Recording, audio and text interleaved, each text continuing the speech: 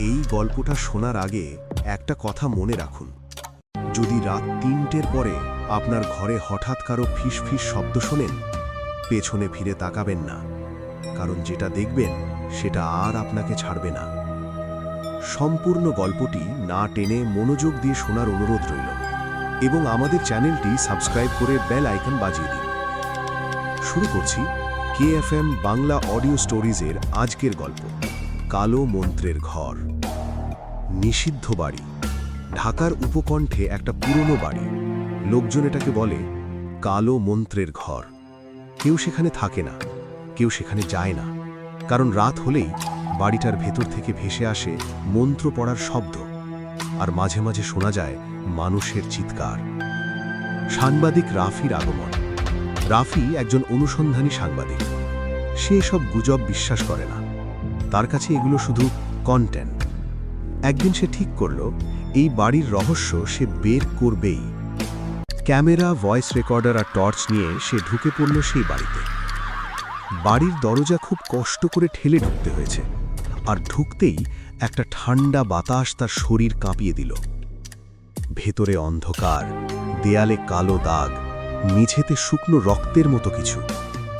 হঠাৎ তার রেকর্ডার নিজে নিজেই অন হয়ে গেল, আর ভেতর থেকে ভেসে এলো একটা ফিসফিস করা গলা। তুমি কেন এসেছ? রাফি থমকে দাঁড়িয়ে গেল। দোতলায় একটা ঘর, দরজায় অদ্ভুত চিহ্ন আঁকা। রাফি দরজাটা খুলতেই তার বুকের ভিতর ধক করে উঠল। ঘরের মাঝখানে একটা কালো বৃত্ত, চারপাশে মোমবাতি, আর মাঝখানে একটা মানুষের কঙ্কাল। কঙ্কালটার মাথা যেন তার দিকেই ঘুরে আছে। কালা জাদুর গল্প। হঠাৎ রাফির মাথায় অদ্ভুত সব ছবি ভেসে উঠতে লাগল। এই বাড়ির মালিক ছিল একজন কালা জাদুকর, মাহির আল কারিম। সে মানুষের আত্মা ধরে রেখে শক্তি অর্জন করত। লোকজন বলতো সে মৃত্যুকেও নিয়ন্ত্রণ করতে পারে। হঠাৎ রাফি শুনল পেছনে কারো হাঁটার শব্দ। সে ঘুরে দাঁড়াতেই কেউ নেই, কিন্তু মেঝেতে একটা ভেজা রক্তের দাগ ধীরে ধীরে তার দিকে এগিয়ে আসছে। তার পা যেন জমে গেল। দেয়ালে আঁকা কালো চিহ্নগুলো হঠাৎ নড়তে শুরু করল। রাফি দেখল সেগুলো চোখ হয়ে গেছে। সবগুলো চোখ একসাথে তার দিকে তাকিয়ে আছে। একটা কণ্ঠ, আমাদের মুক্তি দাও। ঘরের কোণে একটা ভাঙা আয়না। রাফি নিজের প্রতিচ্ছবি দেখতে গেল, কিন্তু আয়নায় যা দেখল তার পিছনে দাঁড়িয়ে আছে একটা কালো ছায়া, যার মুখ নেই, শুধু ফাঁকা গর্ত। সে ঘুরে দাঁড়ালো, কেউ নেই। আবার আয়নায় তাকালো, এবার সেই ছায়া তার একদম কাছে। হঠাৎ চারপাশে অনেকগুলো গলার আওয়াজ। সে আমাদের মেরেছে, আমাদের আত্মা আটকে রেখেছে, তুমিও এখানেই মরবে। রাফির কান দিয়ে রক্ত বের হতে লাগল। মোমবাতিগুলো একসাথে জ্বলে উঠল। মাঝের কঙ্কালটা ধীরে ধীরে নড়তে শুরু করল। তার মুখ থেকে বের হলো কালো ধোঁয়া, আর সেই ধোঁয়ার ভিতর থেকে একটা মানুষ তৈরি হল। সে দাঁড়িয়ে আছে, কালা জাদুকর মাহির। তার চোখ সম্পূর্ণ কালো, মুখে বিকৃত হাসি। সে বলল, অনেক দিন পর নতুন আত্মা পেলাম। এ কথা শুনেই আর কিছু না ভেবে রাফি দৌড় দিতে লাগল। সিঁড়ি দিয়ে নামতেই সিঁড়ি যেন শেষই হচ্ছে না। পেছন থেকে সেই কণ্ঠ, এখান থেকে কেউ যায় না। হঠাৎ তার পা আটকে গেল। সে নিচে তাকিয়ে দেখল মেঝে থেকে হাত বের হয়ে তার পা ধরে আছে।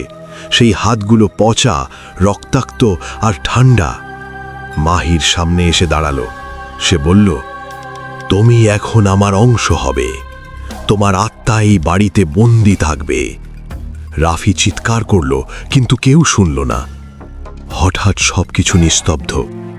পরদিন সকালে লোকজন বাড়ির সামনে একটা ক্যামেরা খুঁজে পেল। ভিডিওতে শেষ দৃশ্য, রাফি দাঁড়িয়ে আছে, তার চোখ পুরো কালো, আর সে ধীরে ধীরে বলছে, আমি এখন এখানে থাকি। শেষ টুইস্ট। কয়েকদিন পর একজন নতুন ইউটিউবার লাইভে বলছে, আজ আমি যাচ্ছি সেই কালো মন্ত্রের ঘরে। লাইভ শুরু হতেই কমেন্টে একটা নাম ভেসে উঠল, রাফি লাইভ। আর সে লিখল, ভেতরে আসো। সব রহস্য জানার দরকার নেই, কারণ কিছু দরজা একবার খুললে আর কখনো বন্ধ হয় না।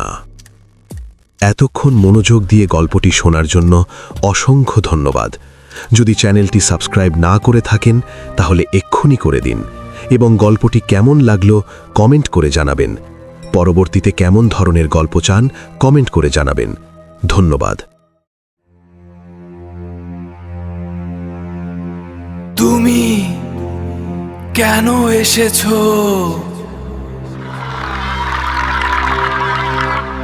আমাদের মুক্তি দাও।